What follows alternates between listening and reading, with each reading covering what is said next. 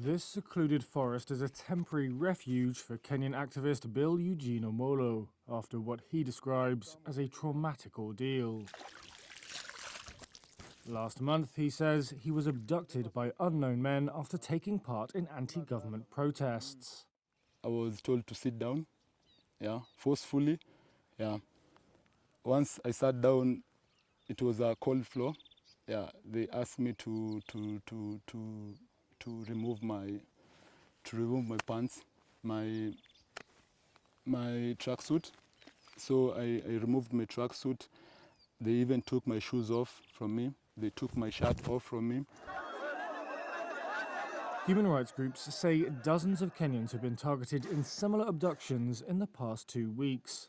They blame the extrajudicial arrests on Kenya's intelligence services.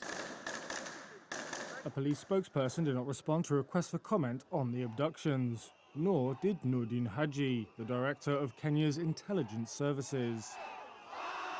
In an interview on Sunday, President William Ruto denied police involvement in disappearances and broadly defended the actions of the security forces. However, Irungu Horton, executive director at Amnesty International Kenya, said what they've seen is a number of very disturbing patterns. It also has now begun to develop this, this pattern that we had not seen probably at this scale since the 1980s, where people who are considered to be protesters or organizers or even just simply voices of dissent are being plucked from their homes or even as they go to church with their family. The protests, initially sparked by $2.7 billion in tax hikes, have developed into a broad movement that poses the biggest threat to Ruto's 2-year-old presidency. Though Ruto withdrew the proposed tax increases, an allegedly heavy-handed reaction has raised fears of rights backsliding. For Omolo, he describes being taken just for demanding his rights as so unlawful.